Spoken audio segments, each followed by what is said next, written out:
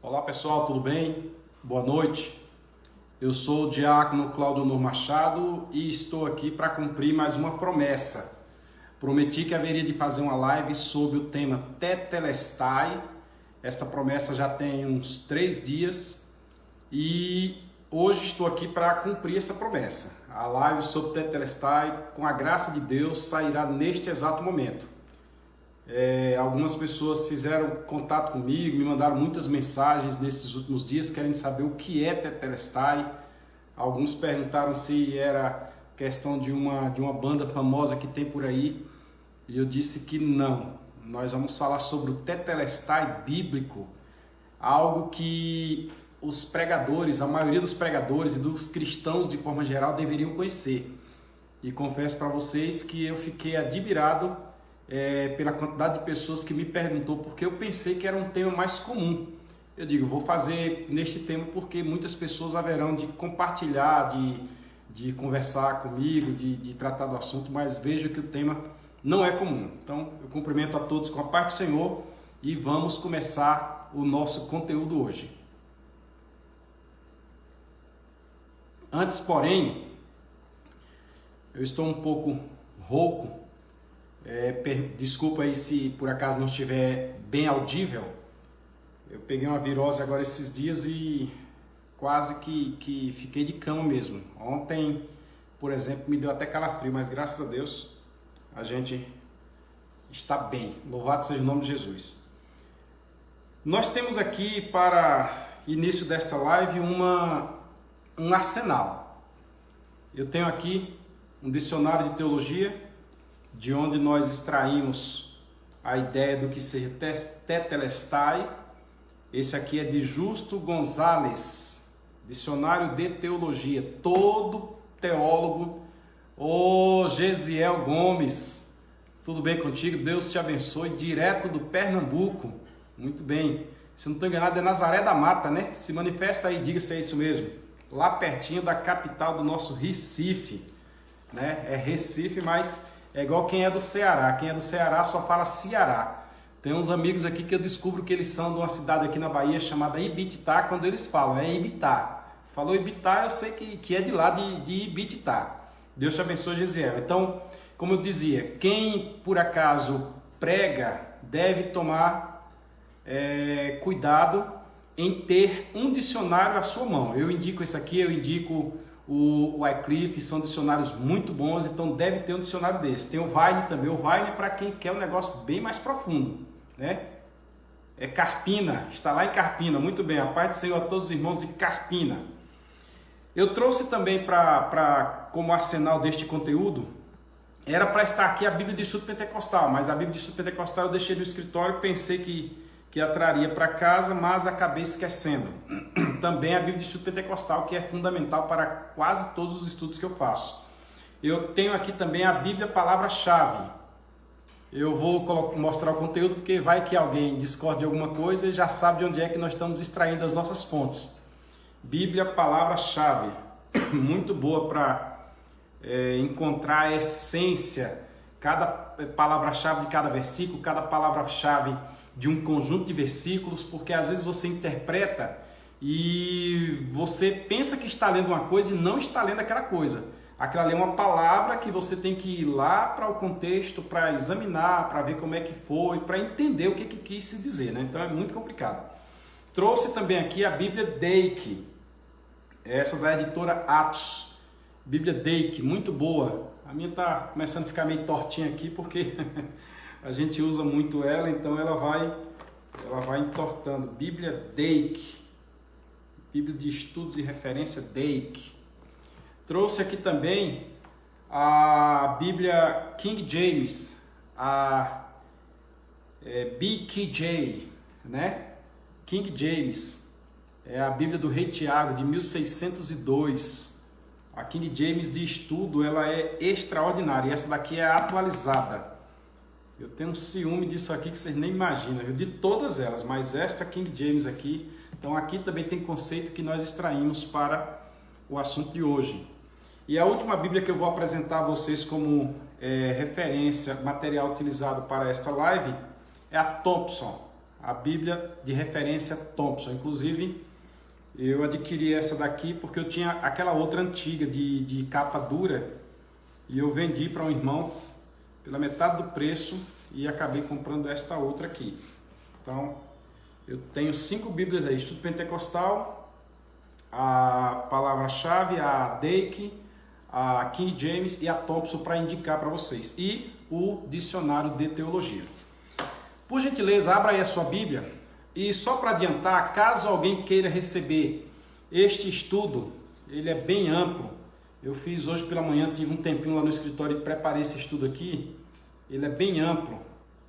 E acredite, isso aqui é mais baseado em versículo bíblico. Só mais pouco comentário, mais versículo bíblico. A gente foi pesquisando e extraindo o versículo bíblico e colocando ele aqui na ordem da sistematização. Quem quiser saber como fazer isso, tem uma live nossa aí, sistematização de temas bíblicos. Assista, está no YouTube. E quem quiser receber isso aqui, manda depois um zap para mim aí no 77999463346. Repetindo, 77999463346. Mande um zap dizendo: eu quero a apostila sobre Tetelestai. Muito boa. E nós vamos estudar este tema a partir de agora. São 19 páginas. Nós não vamos falar todo o assunto porque a hora também não nos permite. Se nós fôssemos falar todo o assunto, aí nós teríamos que entrar na meia-noite, né? Que é muito assunto. Haja vista que aqui tem séculos de... Ô, Nerisvaldo. Nerisvaldo é outro abençoado lá de Alagoas. Ó, Pai do Senhor, Nerisvaldo. Deus te abençoe. Nerisvaldo aí também tem um material muito bom de escatologia. Você poderia disponibilizar o teu material para nós, Nerisvaldo. Deveria deixar um WhatsApp aí para quem quiser o teu material de escatologia e conseguir contigo. Eu digo para os irmãos, o material do Nerisvaldo é muito bom. Ele me deu o privilégio de fazer uma revisão do primeiro material, diga-se de passagem, que recentemente ele me mandou outro. E o material do Nerisvaldo é muito bom. Nerisvaldo, vamos falar sobre Tetelestai. Aceito os comentários aí, fique à vontade, viu? A garganta não está boa, gente. Pois bem, abra a sua Bíblia, por gentileza, nos Evangelhos. Você vai abrir no Evangelho de Mateus, de Marcos, de Lucas e de João. Nós vamos ler nos 4 Evangelhos e este assunto hoje ele é necessário que haja a citação de muito texto bíblico, porque é um assunto por demais complicado, porque a não compreensão deste assunto leva alguns a desacreditar de uma coisa tão importante que está na Bíblia Sagrada. Então, preste bastante atenção. No Evangelho de Mateus, você vai abrir no capítulo 25, 27 e o versículo 50. Evangelho de Mateus, capítulo 27, versículo 50. No Evangelho de Marcos, você vai abrir no capítulo 15, versículo 37. Marcos 15 e 37. No Evangelho de Lucas, você vai abrir no capítulo 23, no verso 46. Calma que eu vou repetir tudo. Desculpa. E no Evangelho de João, você vai abrir no capítulo 19 e no versículo 30. Vamos lá. João 19, 30. Lucas 23, 46. Marcos 15, 37. E Mateus 27, versículo 50. Por gentileza, preste atenção na leitura destes textos. Em Mateus 27:50 nós temos: e Jesus, clamando outra vez com grande voz, preste atenção, com grande voz, rendeu o Espírito.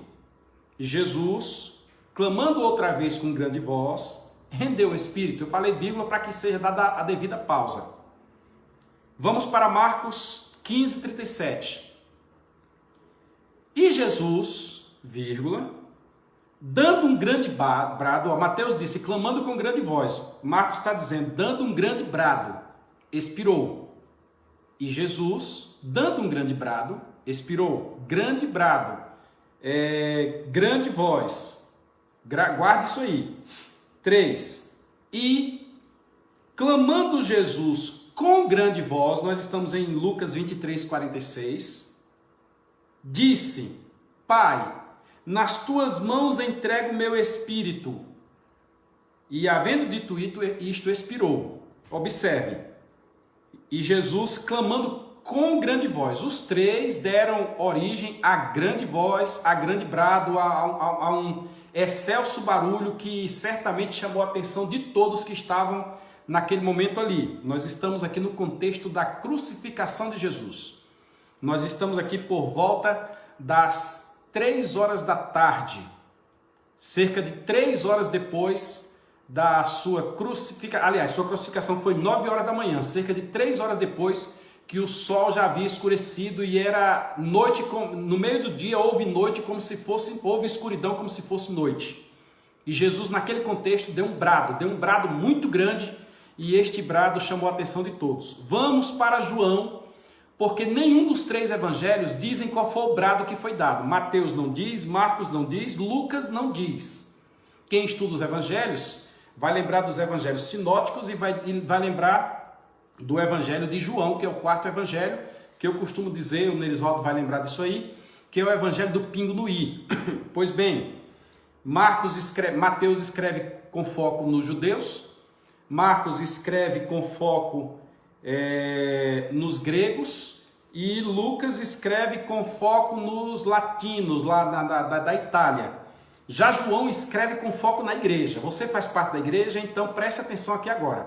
Se você faz parte da igreja, veja o que diz João no capítulo 19, versículo 30. Luciano Santos, muito bem, meu irmão, Deus abençoe, obrigado. João 19, 30 diz assim: quando Jesus tomou o vinagre, nós temos uma live aí sobre o vinagre imposto a Jesus, busca aí no YouTube, disse. Quando Jesus tomou o vinagre, é preciso que você entenda para você contextualizar o momento. Disse: está consumado. E, inclinando a cabeça, entregou o Espírito. Este está consumado é justamente o brado, ou seja, é a grande voz de Mateus, é o grande brado de Marcos e é a grande voz de Lucas. Mateus, Marcos e Lucas não dizem qual foi a passagem, a frase que Jesus pronunciou.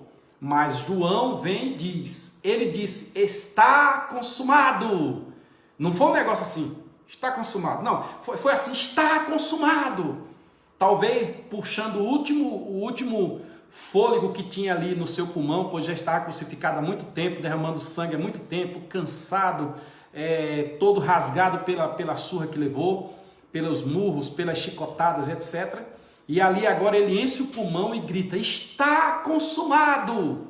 E então ele entrega o Espírito, nós vamos falar sobre isso aí também, e ele então entrega o Espírito e expira. Pois bem, esta é a nossa leitura de abertura para te dizer que tetelestai é uma expressão que vem do grego. Tetelestai vem do grego. E tetelestai quer dizer duas coisas. É uma expressão que vem do grego que quer dizer duas coisas. A primeira coisa que tetelestai quer dizer é está consumado. Ponto. Em outras palavras, missão dada, missão cumprida. A Polícia Militar do Estado da Bahia tem um lema interessante. Missão dada, missão cumprida. E neste lema, nós temos então o primeiro significado do tetelestai, que é estar consumado. Acabou, não tem mais o que ser feito. O segundo significado do tetelestai é a conta está paga. Olha como é que diz aqui. O título provém da expressão grega telestai, que significa está consumado ou totalmente pago. São dois significados, está consumado ou totalmente pago. Logo, o primeiro sentido do tetelestai é, qual é a missão? Está concluída, terminei a missão. Paulo, por exemplo, poderia ter dito lá na segunda carta que ele escreve a Timóteo, em vez de combater o bom combate, acabei a carreira e guardei a fé, ele poderia tão somente resumir e dizer, tetelestai, está consumado. Também, nós vamos falar sobre isso mais à frente, entre os gregos, quando alguém devia alguma coisa a alguém e pagava aquela conta, aquela pessoa ia lá e escrevia, tetelestai, ou seja, está pago. Nós vamos falar sobre isso. Desta forma, esta foi a penúltima palavra de Jesus na cruz. Nós vamos também falar sobre as palavras de Jesus na cruz. As 7 frases pronunciadas por Jesus na cruz, nós vamos falar sobre elas. E esta é a penúltima frase. Na penúltima frase de Jesus na cruz, ele diz, está consumado. Na primeira frase de Jesus na cruz, ele diz, Pai, perdoa-lhes porque não sabem o que fazem. Mas na penúltima, ele diz, está consumado. E nós vamos tentar entender isso aí. Portanto, a expressão trata de uma missão que foi cumprida e de uma dívida que foi paga. Então, para nós começarmos a compreensão do tetelestai, você precisa saber que é grego, você precisa saber que dá a ideia de uma missão cumprida e você precisa saber que dá a ideia de uma conta paga. Pastor Eunício Freitas, vaso de fogo. Pastor Eunício de vez em quando está nos montes por aí e a gente começa a assistir pelo celular, pastor, e o negócio dá uma esquentada assim, eu digo, meu Deus, de lá o negócio está vindo para cá. Ô, glória! Deus te abençoe, pastor Eunício, paz do Senhor, seja bem-vindo. Só que aqui, irmãos, no primeiro exemplo, no primeiro significado do tetelestai, dá-nos a ideia de uma missão. A pergunta é, qual é a missão? Também dá-nos a ideia de alguém que envia alguém numa missão. A pergunta é, quem enviou? Também dá a ideia de alguém enviado numa missão. Presta atenção, de uma missão, de alguém que enviou alguém numa missão e de alguém que foi enviado numa missão. Sendo assim, para que a pessoa diga que está consumado, é necessário que fique claro também qual é a missão. É necessário que fique claro quem foi que enviou nessa missão. E é necessário que fique claro quem é o missionário desta missão. E no contexto da Bíblia Sagrada, nós temos que a pessoa enviada nesta missão, ela foi chamada de Messias. É a expressão que a Bíblia utiliza no Antigo Testamento para esta missão, para este obreiro. É uma pessoa chamada de Messias. Então, se alguém saiu numa missão, nesta missão, esta pessoa é chamada de Messias. E aí eu te convido, se você tiver uma Bíblia, pastor Eunício, Nerisvaldo, o irmão Gesiel Gomes, lá do Pernambuco, e demais irmãos que já deram um oi por aí, eu convido os irmãos a abrir a Bíblia Sagrada. E você que está nos ouvindo, abrir a Bíblia Sagrada no livro de Isaías, no capítulo 6, no versículo 8. É uma leitura que pode ser feita até o versículo de número 13, do 8 ao 13, mas nós vamos fazer menção somente do versículo 8 para não estender muito a live. Observe bem o que diz Isaías 6 e 8. Eu quero que você preste atenção nos textos bíblicos. Acompanhe cada linha desse raciocínio e preste atenção no texto bíblico. Depois disto, ouvi a voz do Senhor que dizia, Isaías disse, depois disto, eu, Isaías, ouvi a voz do Senhor que dizia, depois disto, impede de estudar, ler o que vem ali antes, nos versículos 7, 6, 5, 4, 3, 2, 1, capítulo 5, etc. De sorte que o texto diz, depois disto, ouvi a voz do Senhor que dizia, a quem enviarei? E quem há de ir por nós? Esse texto é interessantíssimo para o contexto que nós estamos estudando. Qual é a missão? Quem enviou na missão? Quem é o enviado? Então disse eu, o profeta Isaías ali é quem está respondendo. Mas o profeta Isaías, ele está sendo aqui uma espécie de figura. Não é um tipo, é uma espécie de figura para representar o que está acontecendo neste momento. Existe outra passagem que fala do silêncio no céu. Eu não coloquei ela aqui porque eu não tenho tanta coragem interpretativa como alguns teólogos o têm de dizer que aquele silêncio no céu, por cerca de meia hora, foi o momento em que ninguém se atreveu a vir cumprir esta missão. Aí Jesus então se apresentou e disse, eis-me aqui, envia-me a mim. Eu, como não tenho coragem de dizer isso, porque silêncio no céu por meia hora é um negócio complicado, porque no céu existe o tempo kairos, não é o tempo cronos. Então, por este sentido, eu preferi não colocá-lo aqui, porque eu não achei que ficaria bem. De sorte que, neste diálogo aqui, Isaías, representando, sendo uma figura de Cristo, diz, eis-me aqui, envia-me a mim. Ou seja, temos uma missão. Nós, a Trindade, está lá o Pai, o Filho e o Espírito Santo, Jeová, Jesus, estão lá a Trindade composta e diz: quem há de ir por nós? Enviaremos um anjo? Enviaremos um profeta? Enviaremos um serafim, um querubim? Vai Gabriel? Como é que fica essa questão? Quem há de ir por nós? Não é uma dúvida, uma pergunta de quem tem dúvida. É uma questão de quem quer revelar um segredo. Aí, na eternidade, Jesus Cristo, que é o Cordeiro de Deus, que foi sacrificado já desde a eternidade, ele diz: eis-me aqui, envia-me a mim. Então aqui está a missão. Quem está enviando a missão é o próprio Deus. Então nós vamos agora para Daniel, capítulo 9, versículo 26. Preste atenção. Daniel 9, 26, abram aí as Bíblias. Está escrito: e depois das 72 semanas, Nerisvaldo, que é mestre em escatologia, e depois das 72 semanas, aqui a passagem das 70 semanas de Daniel, será tirado o Messias, aquele que foi enviado nesta missão. Quando se passar 72 semanas, ele vai ser tirado, mas não para si mesmo. E o povo do príncipe que há de vir destruirá a cidade e o santuário. Aqui está falando da grande tribulação, está falando do anticristo, está falando do falso profeta. Entendeu? Destruirá o santuário e o seu fim será com uma inundação. E até o fim haverá guerra. Estão determinadas as assolações. Daniel 9 e 26. Perceba, o Messias, aquele que tem a missão. Nós estamos falando de alguém, vamos mais à frente.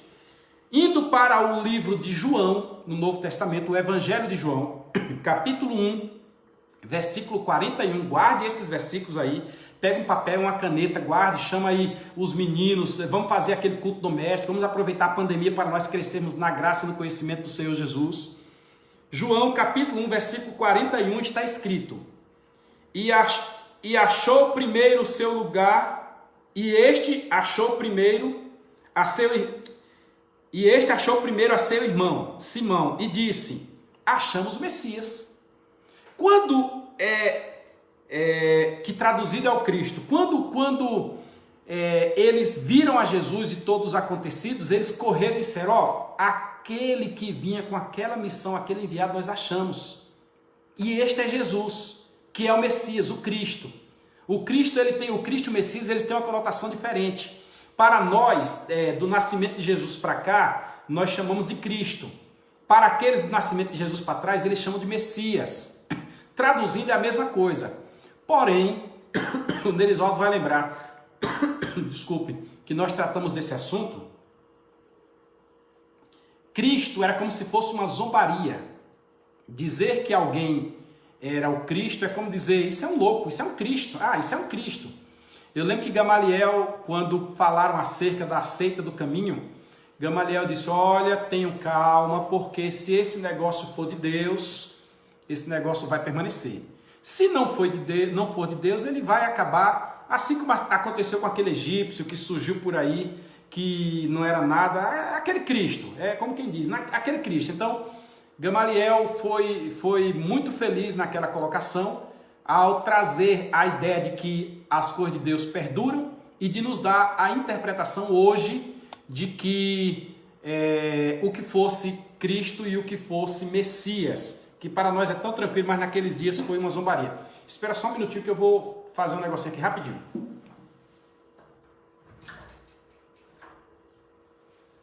Pronto, já voltei.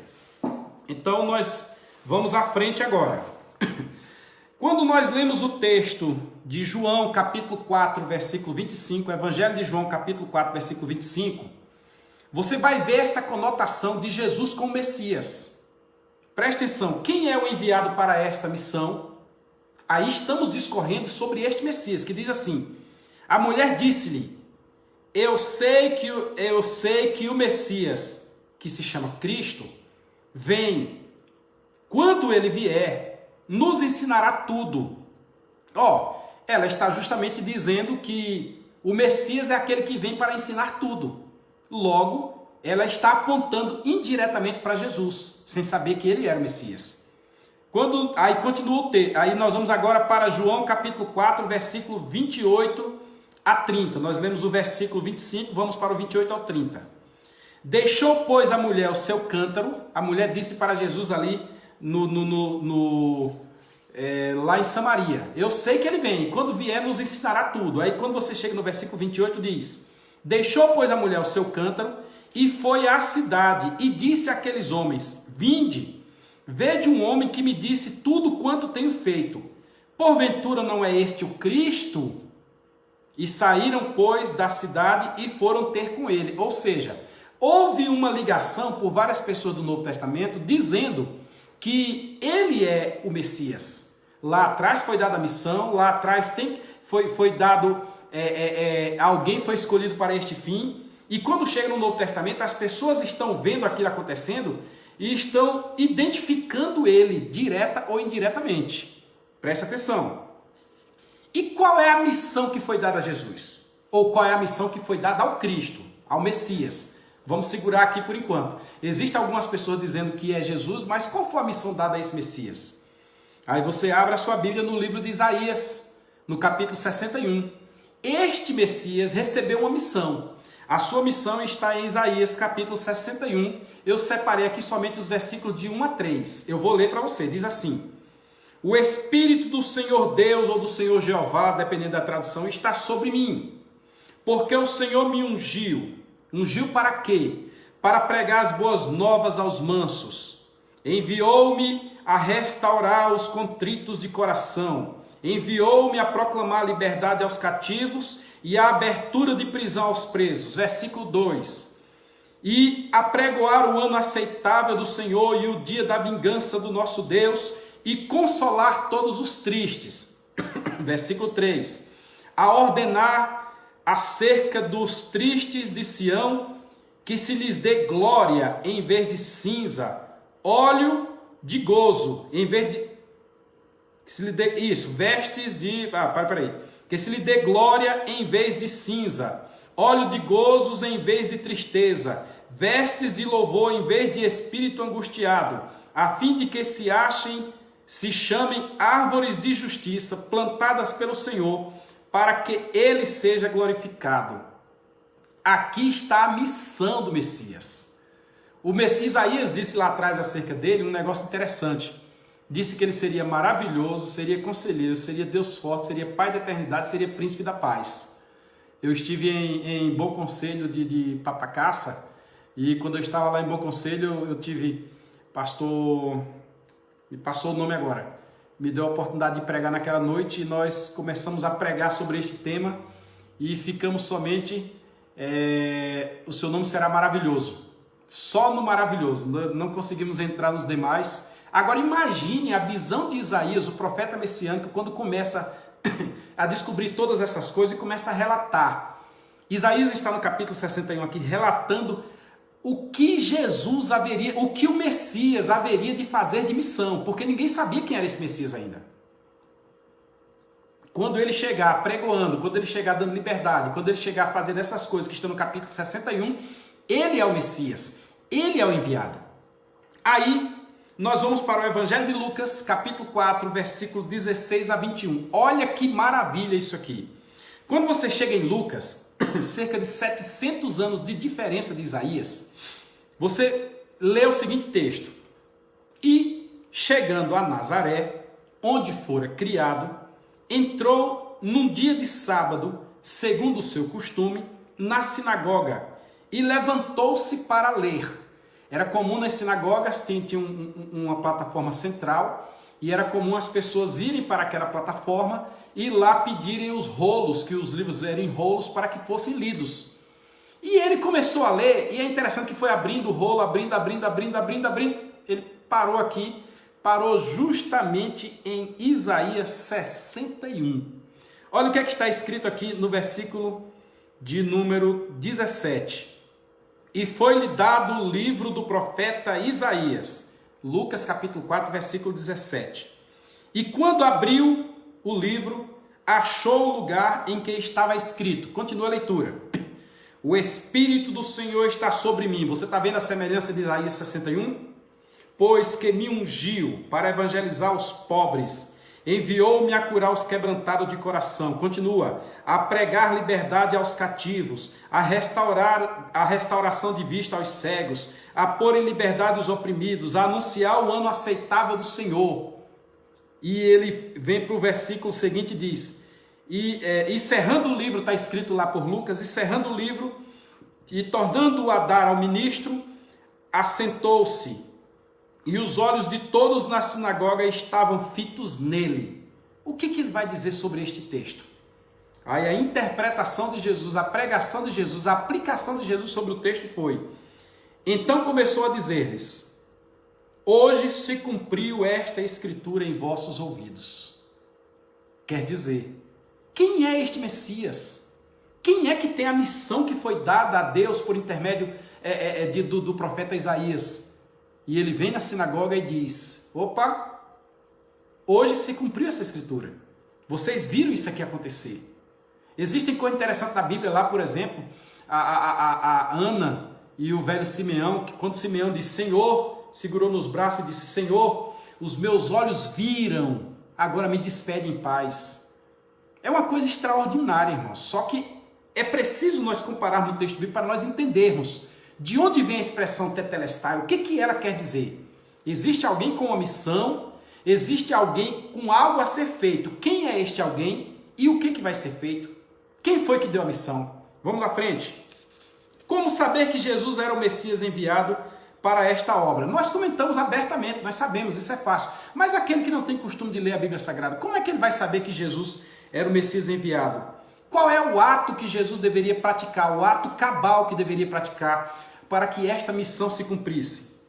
Aí nós vamos para 6 motivos que provam ser Jesus o Messias. Preste atenção aqui agora. Primeiro motivo, e este é forte, este é tão forte que eu não vou nem ler ele todo, porque é grande. Primeiro motivo, o Antigo Testamento inteiro referiu acerca do Messias. E o Novo Testamento recepcionou essa ideia em pelo menos 300 referências. Como assim? Nós temos pelo menos, na minha relação aqui, ó, eu vou pegar aqui as folhas e vou levantar para vocês. Eu disse que o estudo tem 19 folhas, mas a bem da verdade, uma grande parte dele aqui é somente a relação das profecias. Olha, tudo isso aqui que você está vendo, tudo isso aqui que você está vendo, eu estou passando de 2 folhas de vez aqui, ó, tudo isso aqui que você está vendo, são profecias acerca do Messias no Antigo Testamento que se cumpriram em Jesus. Tudo isso aqui são provas bíblicas de que houve uma profecia lá no Antigo Testamento. Gostaria de uma referência propícia para quem enviou o Mestre. Pronto, calma aí que nós vamos chegar lá. Tá tudo por aqui, tá tudo por aqui. Aqui você vai ter pelo menos 300 referências de que o Messias é Jesus Cristo, ou que Jesus Cristo é o Messias. Por exemplo, vou ler a primeira referência aqui. O Messias nasceria da semente de uma mulher. É lógico. Gênesis 3:15, parte A. O cumprimento do Novo Testamento está em Lucas 1, 34 e 35. Nasceu de uma mulher e nasceu de uma virgem. Aí 2. O Messias derrotaria Satanás. Gênesis 3:15, parte B. Lá em 1 João 3 e 8, você vai encontrar que ele venceu. Ele venceu, é o mesmo que desceu, é o que desceu, subiu, venceu, etc. Terceira referência, o Messias padeceria ao reconciliar os homens com Deus. Está lá em Gênesis 3:15, na parte C. Você vai em 1 Pedro 3:18 e você vai ver Pedro dizendo que ele morreu por causa de reconciliar os homens com Deus. E nesta relação aqui, nós temos muitas outras coisas que foram preditas. Eu vou pegar aleatório aqui, por exemplo, vou parar aqui agora, vou botar o dedo em cima, parei na referência 102, diz assim: o Messias se enfureceria pelo respeito com o templo. Está lá no livro dos Salmos, 69, verso 9, parte A. E a sua referência está em João, a primeira referência, que tem 2 referências dessas, João, capítulo 2, versículos 13 a 17. No início do ministério de Jesus, ele chegou no templo e quebrou as bancas, os cambistas, botou todo mundo para correr e etc. Chicoteou tal, soltou os animais, os passarinhos, etc. Mas no final do seu ministério também. No final do seu ministério, depois que ele entrou na semana triunfal, ele foi ao templo e fez a mesma coisa. À véspera de ser crucificado, ele fez a mesma coisa. Então aqui nós temos referência suficiente para mostrar, pelo menos 300 referências, para mostrar o cumprimento das profecias do Antigo Testamento no Novo Testamento, profecias acerca do Messias, cumprindo-se em Cristo. Vamos seguir. A primeira coisa aqui, que nós dissemos que são 6 motivos, o primeiro deles é que o Antigo Testamento tem pelo menos 300 referências que mostram que o Messias é Jesus Cristo. A segunda coisa é que os anjos disseram isso. Preste atenção. Você lendo comigo aí no Evangelho de Mateus, capítulo 1, versículo 18 a 20, você vai encontrar. Ora, o nascimento de Jesus Cristo foi assim. Quando estava Maria, sua mãe, desposada com José, antes de se ajuntarem, de coabitarem, de estarem juntos, de praticarem sexo, etc., achou-se ter concebido do Espírito Santo. Então José, seu marido, que era justo e a não queria infamar, intentou deixá-la secretamente. O último versículo, 20. E projetando ele isto, quando ele projetou ir embora, eis que em sonho lhe apareceu um anjo do Senhor. E disse-lhe: José, filho de Davi, não temas receber Maria, tua mulher, porque o que está nela é gerado do Espírito Santo. Um anjo veio a José e disse: ele não é comum. A formação dele, a geração dele, melhor dizendo, não é uma geração comum. É do Espírito Santo, José. Tenha calma. Quando você dá um pulo lá em Lucas, capítulo 1, versículo 28, daqui a pouco a gente volta para Mateus, capítulo 1, você vai encontrar em Lucas o seguinte, que eu disse que a segunda referência aqui, a segunda prova é que, primeira foi que o Antigo e o Novo Testamento se comunicam pelo menos 300 vezes nesse sentido, e nós temos os anjos dizendo isso. Aí Lucas 1,28 diz: e entrando o anjo onde ela estava, disse: salve, agraciada, o Senhor é contigo, bendita és tu entre as mulheres. É porque essa referência não estava lá em Mateus, Mateus não comentou do anjo dizendo isso, aí eu resolvi colocá-la aqui.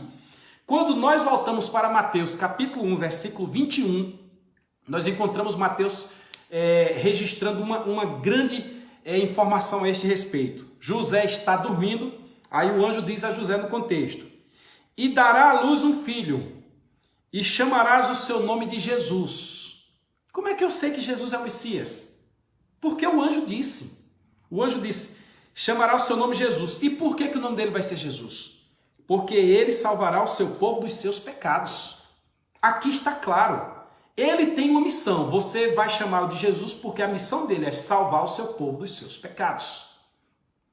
Mas não é só por isso. O primeiro foi o Antigo e o Novo Testamento, que conversam pelo menos 300 vezes nesse sentido. O segundo é o anjo que fala sobre isso. Mas nós temos também João Batista falando acerca disso. E para muitos, João Batista aqui nesta live pode não representar nada. Mas para aqueles daquela época que tinham João Batista como um grande profeta, e nós vamos ler aqui o texto que João Batista foi enviado de Deus. E João é quem diz isso. Mateus também, deixa eu ver se é quem. João é quem diz isso. Nós vamos entender o peso que João Batista teve na expressão que ele deu. Na declaração, no testemunho que ele deu. Observe, João Batista, que é o terceiro motivo, prova isso. Evangelho de João, capítulo 1, versículo 6. Preste atenção. Houve um homem enviado de Deus, cujo nome era João. Ponto. João Batista é enviado de Deus. Se você abrir o livro de Malaquias, profeta Malaquias, Antigo Testamento, você vai ler no finalzinho do profeta Malaquias que o Senhor enviaria o seu arauto, alguém que viria adiante, à frente do Messias, para fazer o povo endireitar as suas veredas, porque eles haveriam de receber o Senhor de todas as coisas. E este homem é João Batista, ele veio no espírito de Elias. Vamos tomar cuidado para não entrar pelo caminho do espiritismo, quer dizer, na mesma prática de Elias, pregando igual a Elias, duro igual a Elias, vestindo igual a Elias. Se ele tivesse de tomar exemplo, o exemplo dele seria Elias. É igual aquele menino que está na igreja e, não, quando eu crescer eu quero ser igual ao pastor fulano e tal. Hoje em dia os jovens querem ser Deadpool, os jovens querem, né? Tem um bocado de gente aí que não vale a pena, mas os jovens estão se mirando nisso. Naqueles dias, João Batista disse, eu quero ser como Elias. Então, capítulo 1, versículo 6 de João diz, um homem enviado de Deus cujo nome era João. Vamos à frente. Quando nós vamos lá para o mesmo capítulo 1, versículo 33 a 36, estou falando rápido, mas está dando tempo de você anotar. Anote e depois ouça isso aqui com calma. Nós temos o seguinte, em João 1 e 33 agora. E eu não o conhecia. João está se justificando. João Batista está se justificando. E João Evangelista fez questão de anotar. João Batista está dizendo, eu não conhecia. Eram primos, mas eu não conhecia. Eu não, a diferença de 6 meses parece que entre um e outro, mas diz João Batista, eu não conhecia. Mas aquele que me mandou batizar em águas, preste atenção, aquele, Deus, né? Que o versículo 6 diz, houve um homem enviado de Deus, então aquele é Deus. O mesmo que o irmão perguntou quem enviou Jesus, está aqui a resposta.